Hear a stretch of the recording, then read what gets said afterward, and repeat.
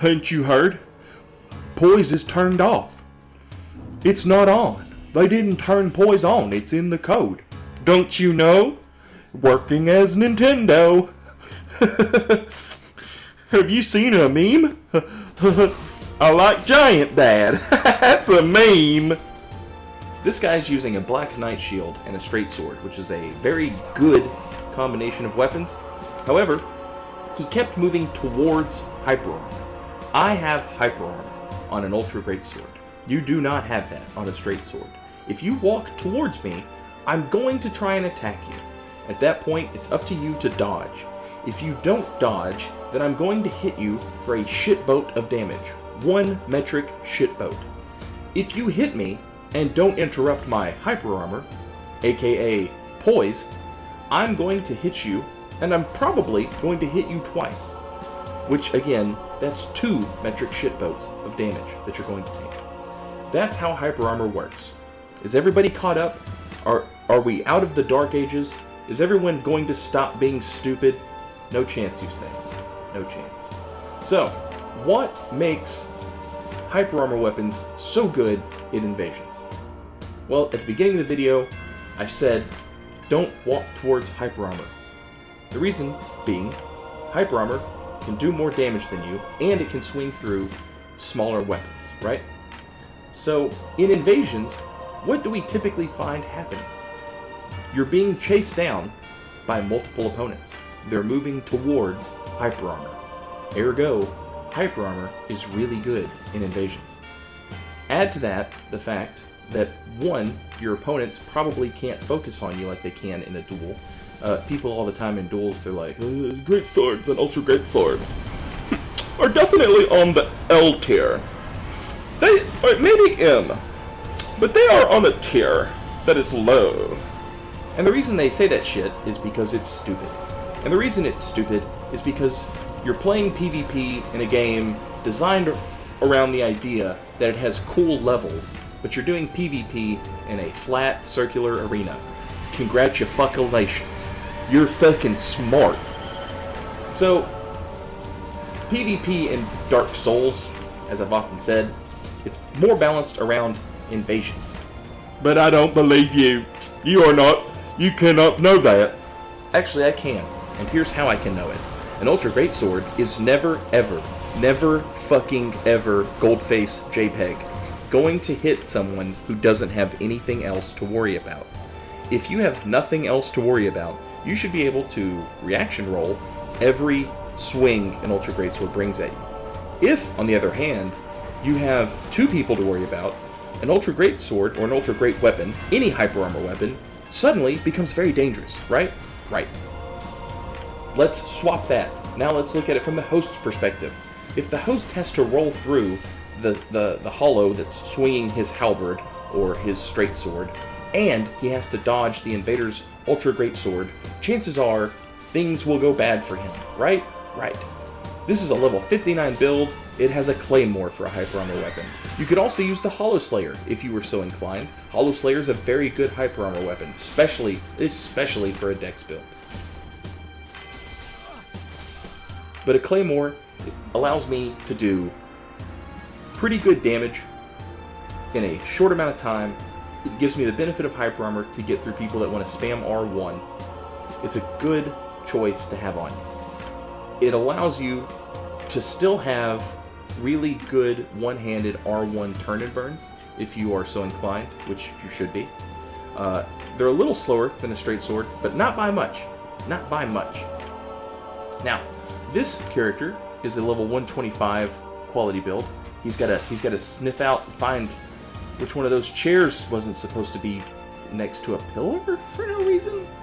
But once he does that, he's good to go. Now, I see a Shield of Want, and I see a straight sword, which means I'm going to fight someone who spams R1, which means I can use a great sword, and I can take their first R1, not get interrupted, and I can continue swinging with the Black Knight Greatsword. On a quality build, Black Knight Greatsword is my favorite greatsword. That said, please keep in mind that in this video, what I'm really talking about is hyper armor weapons. Doesn't have to be a greatsword, doesn't have to be an ultra greatsword. Those are just the ones I like. You could use a club, or an ultra great club, or a great club, or a great hammer, or an ultra great hammer, or, you know, whatever else thing, I don't know. But great swords, ultra great swords, that's kind of my shit. Now, one mistake that I make here is I'm not respecting the stamina consumption on this great sword. And I keep swinging when I should be trying to regain some stamina. Also, I'm playing around with this guy. I oftentimes will play around with different timings for my staggered R1s, just to sort of see what I can get. Insofar as like roll catches go. A lot of times you can start a really nasty roll catch chain by staggering your R1s just right. When you get caught up in a roll catch chain, some of us lovingly refer to that as roll catch hell, and we'll go over roll catch hell a little later. For right now though, let's pay attention to what's happening on your screen. So I've got a straight sword, and I've got this ultra great hammer, Sports Mace. Now, I could switch back to my straight sword, and it would allow me to outspeed the hammer, and I could just play better than the other straight sword. But it's a little more simple for me to just keep the great sword. Reason being, it's faster than that hammer, and I can poise through the straight sword's R1s. A lot of times, the worst thing that happens to you in an invasion is you've got one guy using a really fast weapon, and you've got another guy using a slow, heavy-hitting weapon. The fast weapon hits you, you get caught in a stun lock, and then the big weapon hits you and does a shit ton of damage. With a great sword, I find that's less likely to happen, because I can poise through the straight sword, and I'm still faster than the ultra great weapon. Now, it doesn't work with every combination. In some combinations, I'll just swap back to the straight sword, and I'll try and just be faster than everything else. But, you do you. Another really, really good use for straight swords is, for great swords, or poise weapons in general, is against laggy opponents.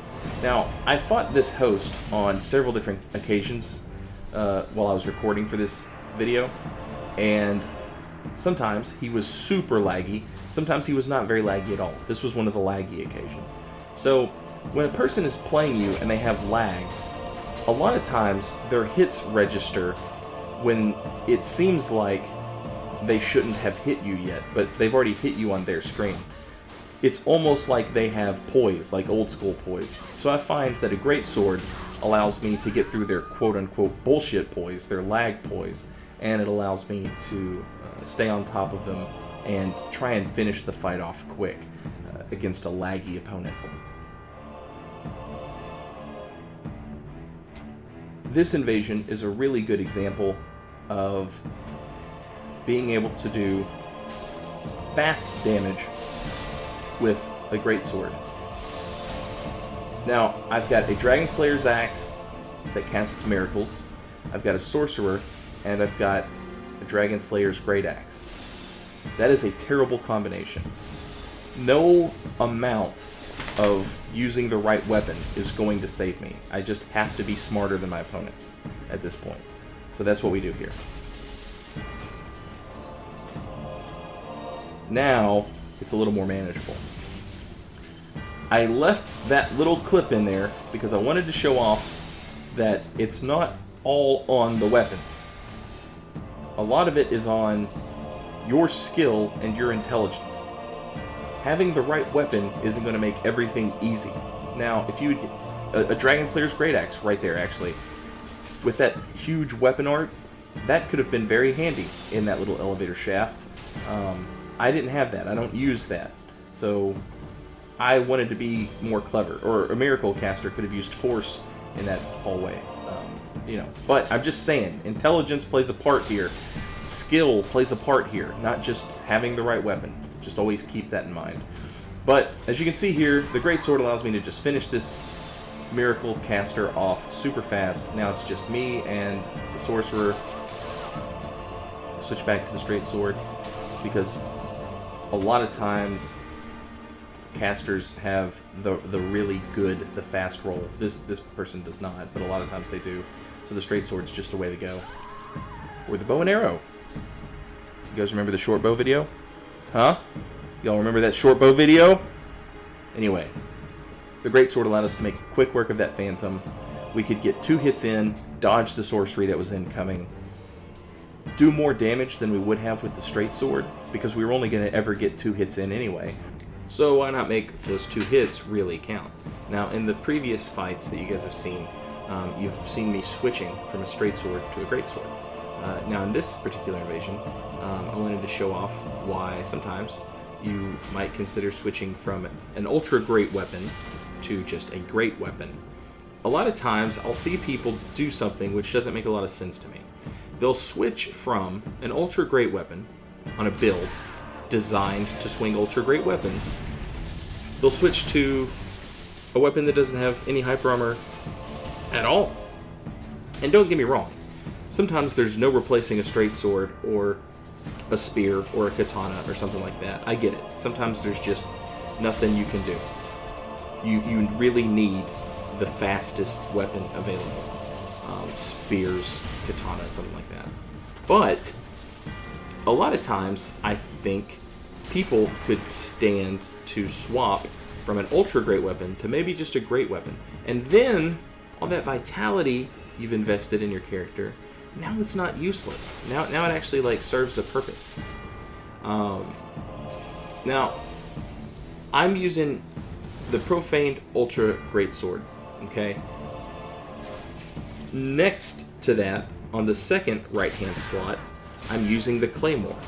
Next to that, on the third right-hand slot, I have the ringed knight straight sword because its weapon art benefits from hyper armor. Now, a regular straight sword weapon art R2, the lunging thrust, that does benefit from hyper armor, sure. But a ringed knight straight sword, the weapon art R1, is 2 swings, benefiting from hyper armor. It true combos into another R1, again benefiting from hyper armor. To me, that's just the straight sword to go with if you're going to have hyper armor. So, that's what I use. But I'm not going to rely on that in this particular invasion. Right here I make a mistake. That lightning just hit me and you saw how much damage it did. So that's 2 Estus right there. And then the ensuing getaway, that's another Estus. I'm all out of Estus. I've been using this ultra great sword trying to deal with these 2, and I just have had no luck. I've got 1 really fast weapon, Dragon Slayer's Axe. I've got 1 slower weapon, Dragon Slayer's Great Axe. Here you see me finally switch to the Claymore, finally. But at this point, I'm out of Estus. It's almost too little too late. I could be so much faster than that Dragon Slayer Great Axe, and I could be almost as fast as that Dragon Slayer Axe, but able to poise through it. But I didn't switch over until it was too late, and at this point, they've pretty much got me. Now we're going to watch them do their WWF poses over my corpse, because none of them have ever won an invasion before, so this is the only chance they'll ever get to do cool taunts. And they've got a million of them. Now, the swap to the Claymore, I think, was a good decision. It just took me too long to do it. In this invasion, I kind of kicked around the idea right here of just going with the Claymore right off the bat. But I didn't want it to be something, you know what I mean? Like, I wanted to be able to swap between the Ultra Great and the Great and maybe throw them off a little bit. And I'm glad I did, because right there, I'm able to get the R1, and then he's laggy, so he gets out of the second R1 for free. But I did manage to get him with the R2. I see him going for, whatever that is, projected heal. So I know he's at least thinking about Estus consumption, which is a good sign. But you can see I'm one-handed right there. And by the time I get two-handed, they've pushed me out a little bit, which is fine. I'm able to use the crossbow guys to my advantage. Back up, heal. Now that lightning arrow, that's like a constant pressure. Now on most of my builds, I always use the Lothric Night Shield because it essentially just shuts that spell down. the Lothric Knight Shield took the only thing Miracle builds had going for them, and it just shuts that shit down. It's hilarious. But you can see the problem right here. The Ultra Greatsword is not fast enough for me to pounce on this guy. I can hit him, and I can hit his buddy. I've hit him with several rolling R1s. Here's another one. But I can't stay on them. I can hit them, but I can't stay on them. So I swapped to the Claymore, and I'm thinking, this will let me stay on them. Now they've got the seed activated, so I get hit by a crossbow bolt. Puts me in a kind of a bad situation, but we're able to get out. I'm keeping one-handed in case they both come at me and I get like a nice turn and burn. But I see that's not going to happen. They're going to take their time. They're not rushing me down. They are moving towards me in the spirit of a hyper armor weapon. They are moving towards me. They're just not moving towards me at the same time. Until right about here. This Phantom, this is how you know he's a genius. Good job. Wow. Really, really well played. I can tell you're really good at PvP in this game. There's no reason for you to gank. Seriously, you've got what it takes, mister. Let's give this guy a round of applause, too. Good job. Way to stand at the bonfire and wait for Summon Sense to show up. You really are good. You're so good at this. You're super special. Roll catch hell. Roll catch hell. Roll catch hell. Roll catch hell. Roll catch hell. Gankers, everybody. So, I hope this video has helped. I hope that you see the best ways to go about using hyper armor, and why hyper armor is so handy in invasions, and what makes it good. Now, having said that, I've thrown in these last two little invasions right here, so I can say two things. One, you just saw a little skip right there. I don't know, there's been several of those in the videos. I apologize for those. The PlayStation just had an update come out, and it seems like for the first few days after a PlayStation update, that will happen. So, this is the other thing I wanted to touch on. It took me way too fucking long to make this video. I had intended to do an entire series on this sort of thing, where I go over all the uses of all the different weapons you see me use in invasions. And I was gonna show off against like multi-group fights, like how I deal with,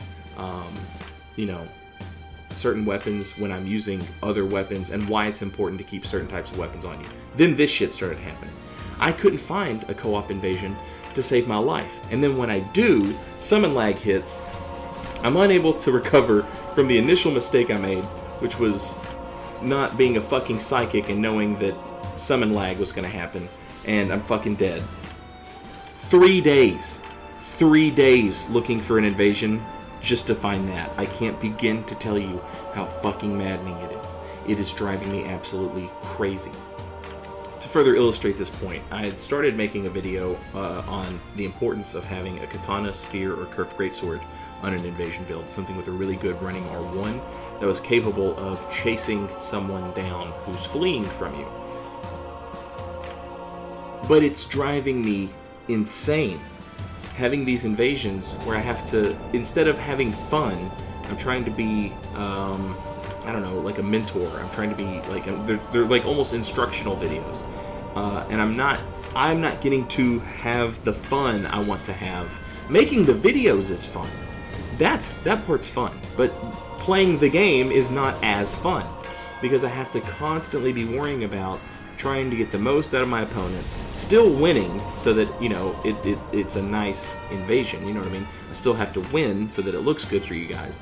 But on the other hand, I also have to sort of measure myself out and not go like full-blown ham because I want to, take the time to instruct you guys and wax on, wax off Miyagi suicide doors. Look, the point I'm making is this little series of videos that I'd wanted to make, the game's too slow for me to make them. So I'm just going to go back to making fun videos that I like to make. I hope you guys understand. But the tone of the videos will shift from here on out. I appreciate you guys watching, though. Thank you very much. Later, y'all.